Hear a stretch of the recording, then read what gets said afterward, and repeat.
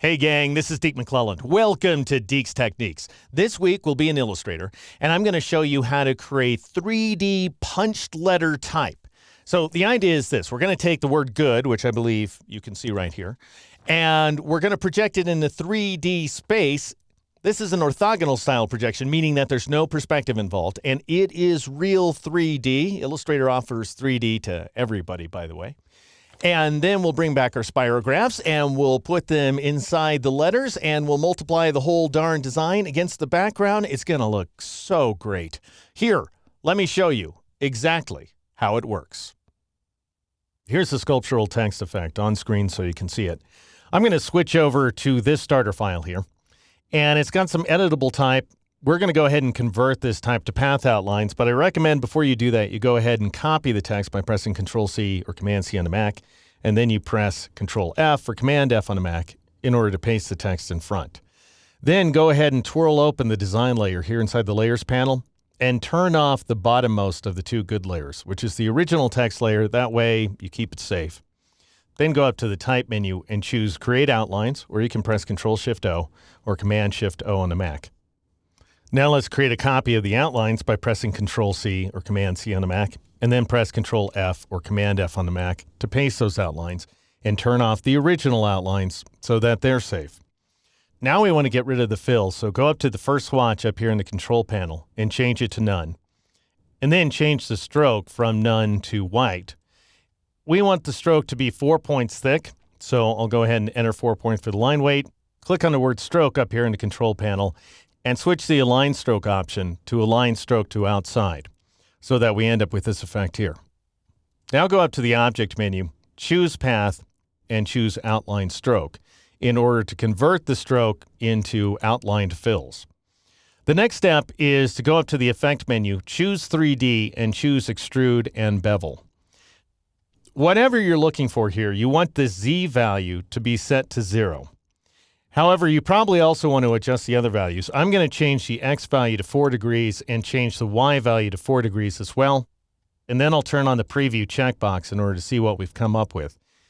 The rest of the options are just fine as is. You may want to modify the extrude depth value in order to change the depth of those edges. You are not going to want to change the perspective value. Leave that set to 0. The lighting isn't really worth messing with. There's better ways to fix that. So I'll go ahead and click OK in order to apply that effect. The next step is to go up to the Object menu and convert this into static path outlines by choosing Expand Appearance. Now at this point, you need to work pretty carefully. Otherwise, you're going to get yourself into a whole world of trouble. What I recommend you do is press the A key to switch to the wide arrow tool, then go ahead and click off the path outlines to deselect them, and Alt-click or Option-click on the ring around one of the O's a couple of times like so. So the first time you Alt or Option-click, you'll select the outside of that ring. The next time you'll select the inside of the ring. Don't Alt-click or Option-click any more than that, just twice. And then you want to go up to the Control panel and locate the Select Similar Objects icon. Click to the right of it and make sure All is selected.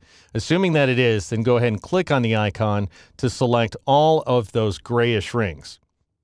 Then press Control-X or Command-X on the Mac in order to cut those strokes out from this group. And then press Control-F or Command-F on the Mac in order to paste them into place independently. Now notice over here in the Layers panel, we have a bunch of groups. That's not really going to do us any good. So go up to the Object menu and choose the Ungroup command. And that goes ahead and ungroups all those path outlines. Now we want to combine them together into a compound path by going up to the Object menu, choosing Compound Path, and choosing Make, or you can just press Control-8 or Command-8 on the Mac.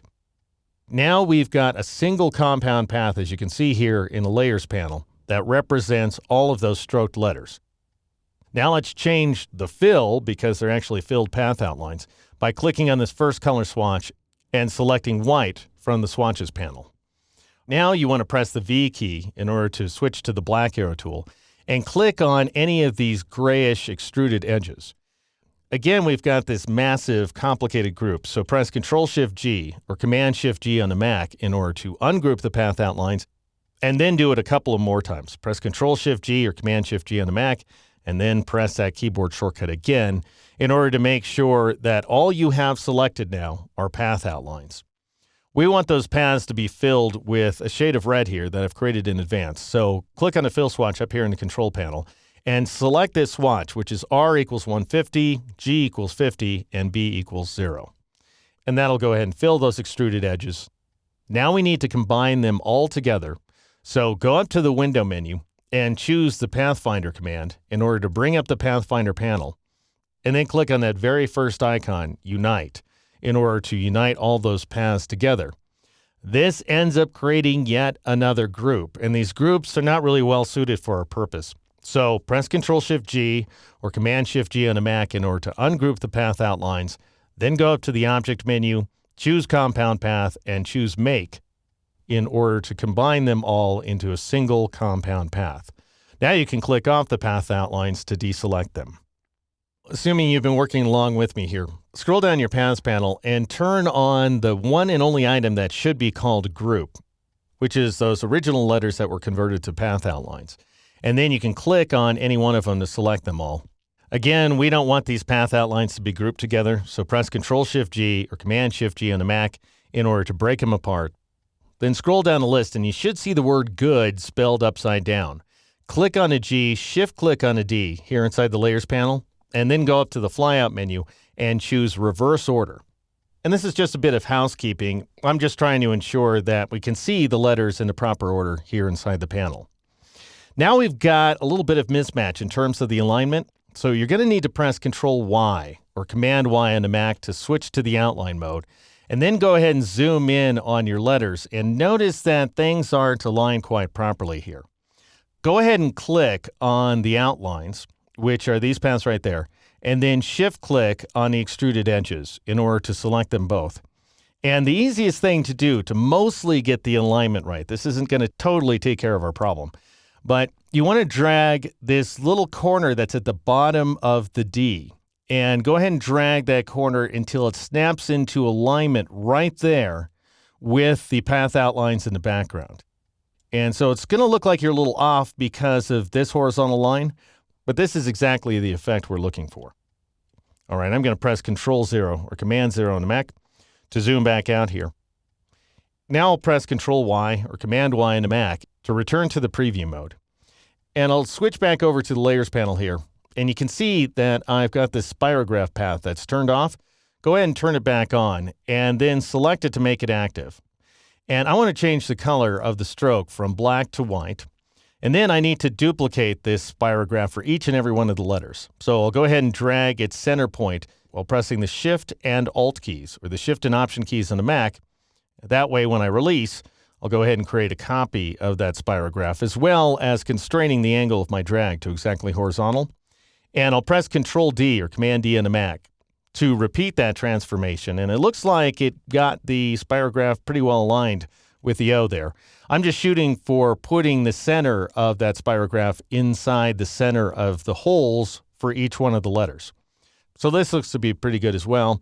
And note that I am, again, pressing the Shift and Alt keys or the Shift and Option keys on the Mac as I drag that spirograph. Now we want to take these guys and put them in back of the letters. So Shift-click on each one of the spirographs to select all four. Press Control-X or Command-X on the Mac in order to cut those paths. Click inside the letter D because it's the rearmost of the letters to select it, and press Control-B or Command-B on the Mac to paste those spirographs in back. Now we have to combine each one of the spirographs with its letter as a clipping mask. So you want to click off the path outlines to deselect them. Click on the first spirograph here and then Shift-click on the G, the black G that is, in order to select it. Then go up to the Object menu, choose Clipping Mask, and choose Make. And definitely note the keyboard shortcut because we're going to want to use it here, Control-7 or Command-7 on the Mac. Now select the next spirograph. Shift-click inside of the first O and press Control-7 or Command-7 again. And we have to do each one of these independently, by the way, like so. And so finally, I'll select this spirograph, Shift-click inside the letter D, and press Control-7 or Command-7 on the Mac to combine those paths into a clipping mask.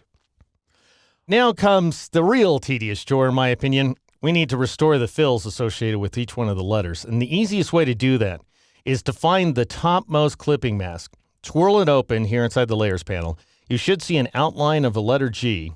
Go ahead and meatball that G by clicking on its little circular target, and that will select that path outline. We want all the letters, so go back up to the Select Similar Objects icon and click on it, and that'll select all 4 of the letters independently of the spirograph patterns. Now go up to the first color swatch on the left side of the control panel, click on it, and change the fill to that shade of red. And we also want a little bit of stroke, so click on the stroke swatch and change it to white, and that should automatically instate a line weight value of 1 point. Now we've got some additional adjustments to make to the placement of the various letters. So you're going to need to zoom in, and basically what happens is when you apply a 3D effect to the letters, that ended up distorting them slightly. I'll press Control-Y or Command-Y on a Mac in order to switch to the outline mode, and you can see that we've got a disconnect here in the second O. So I'm going to click off the path outline and deselect it, click on it again, and then drag it to this location. And you may very well say, well, how in the world do you know what's what at this point? I'll show you. I'll go ahead and scroll over to the second O, and it actually looks terrible. It's got problems. All right, what we need to do here is locate that letter inside the Layers panel. That's the easiest way to work. And you can see that the second O is currently selected. I'll meatball the first O to make it active, and we need to drag this guy over and down a little bit until it snaps into alignment, which may be a little precarious. You may have to experiment a little bit with this. And then finally, we need to meatball the G here in the Layers panel, and notice that it's off kilter, so I'll go ahead and drag it until it snaps into alignment as well. And it's not going to be perfectly in alignment, by the way. You are going to have some misregistration here and there. I'll go ahead and press Control-0 or Command-0 once again to zoom out, and then I'll press Control-Y or Command-Y on the Mac in order to switch to the preview mode. A couple more things I want to do here. I want to assign drop shadows to each one of the letters. So I'm going to click on the D and shift-click on the other letters, inside of the letters, by the way, in order to select them. Then I'll go up to the Effect menu, choose Stylize, and choose Drop Shadow. And I'll turn on the preview checkbox. These default settings here are just fine, with one exception. I'm going to click inside the color swatch, and then I'm going to click on color swatches here inside the color picker, and I'll go ahead and select that swatch that I created in advance. And I'll click OK. And you can see that I've now got this red drop shadow. If that's not enough for you, by the way, you can take the opacity up to 100%, but I kind of like 75%. You definitely want the mode to be set to multiply. Then I'll click OK in order to apply that effect. I'm going to click on one of these white strokes to select all of them, and I want to add a stroke around those strokes. Those strokes are actually fills, so I'll just go ahead and click on the stroke swatch up here in the control panel and change it to that red. A line weight value of 1 point is just fine. And then finally, I'm going to target this entire layer. I'll twirl it close just to eliminate some of the clutter, and I'll click the meatball for the layer to target the entire layer, and then I'll go to the transparency panel and change the blend mode from normal to multiply. And that takes care of it, folks. We have now managed to create a highly graphic sculptural effect using Real 3D here inside Adobe Illustrator.